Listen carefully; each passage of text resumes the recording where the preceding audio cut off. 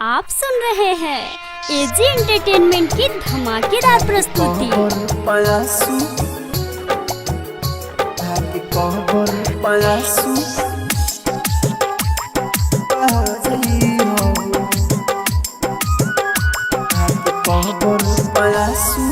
DJ Umesh Sukhipur बाजार।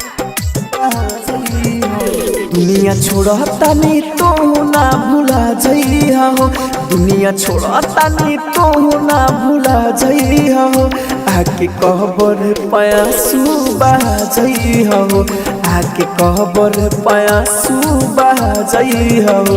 लोरावा हमारो नामे से गिरा जइहा हो, लोरावा हमारो नामे से गिरा जइहा हो।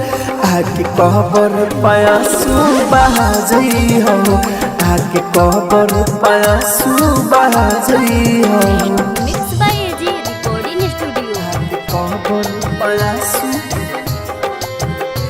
आके कहबर पयासू डीजे उमेश बहा जइहा हो, सुखीपुर बाजार। आके कहबर पयासू बहा जइहा हो। सारा दुनिया से रिश्ता नाता तोड़ा तानी, तोहरे खातिर जमाना जान छोड़ा तानी, तोहरे खातिर जमाना जान छोड़ा तानी। सारा दुनिया से रिश्ता नाता तोड़ा तानी, तोहरे खातिर जमाना जान छोड़ा तानी।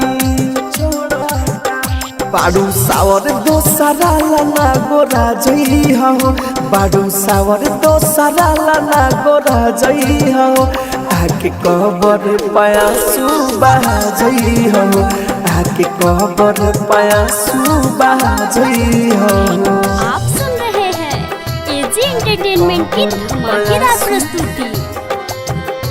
आके कहबर पयासू डीजे उमेश बहा जइहा हो, सुखीपुर बाजार। आके कहबर पयासू बहा जइहा हो। राहुल राजा धनी सोच जाना तारे, प्यार कह के भइल गलती हुआ माना तारे, कह के भइल गलती हुआ माना तारे। राहुल राजा धनी सोच जाना तारे, प्यार कह के भइल गलती हुआ माना तारे। अमित आशिक कबू कही तो भेटा जइहा हो, अमित आशिक कबू कही तो भेटा जइहा हो।